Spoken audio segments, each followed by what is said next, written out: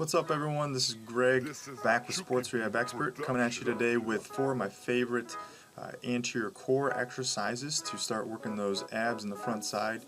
Not just isolating one ab, but working on all the different ab musculature, the internal obliques, external obliques, transverse abdominis, all in one with the diaphragm. And those are the big ones that we're going to want to try to focus on when we're talking about longevity and health for the athlete. The first exercise you'll see here, really these are all the same exercises, they're just progressed in sequential fashion to make them more difficult. So these are wall press ab exercises. And the first one you'll see here is with the knees bent. So what we're doing with the knees bent is we're making a shorter lever arm, making it less challenging on the abs.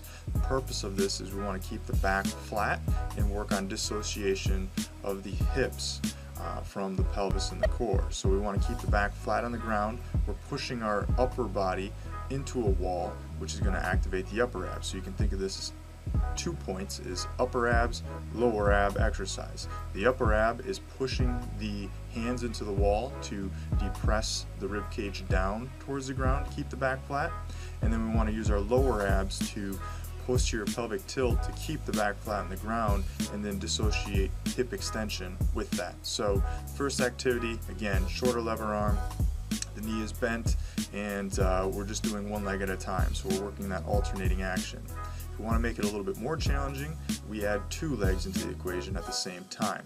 Now the 2 legs, we're not changing the lever arm per se at this point in time, but we are adding an increased load by having both legs moving away from center of mass at the same time. So we're increasing the load in that fashion. The 2-leg version here I really like, and I'll often stick with this for a while with people until they really get the hang of it, because you can start inching the legs further and further out. You don't have to stay so close to the center of mass. You can kind of start inching your way further and further out. Now there are some things that we can do that are beyond the scope of this video, such as working on pelvic positioning in the frontal plane, as well as ribcage positioning with breathing in the frontal plane, as well as other planes as well too, but the frontal plane is the big one with this exercise. But that's beyond the scope of this video. What we're going to focus on is making this a little bit more challenging yet. So to make it more challenging yet, we just increase the lever arm. So we take the leg further out away from our center of gravity, our center of mass, and we don't even tap the ground. So now we're working on alternating action here.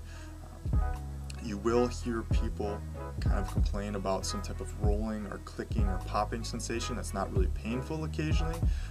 For those individuals, again, this is a little bit beyond the scope of this particular video here, but you will have people who say that.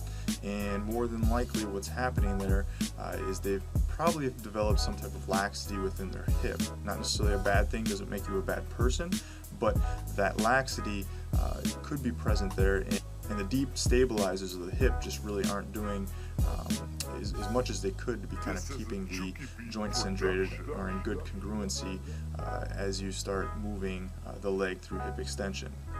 So if you are one of those people, I would strongly suggest double thinking about if you're actually stretching the hip. If you're actually stretching the hip, potentially, again, there could be some laxity going on, so stretching may not be your actual solution. You probably need to start thinking about some other type of stabilizing exercises to the hip.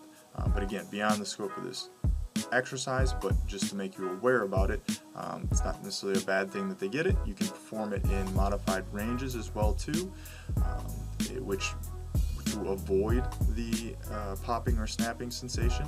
So that would be the easiest fix, where I'd just start there and see if over time, as you get better with the activity, more control with the activity, it starts improving.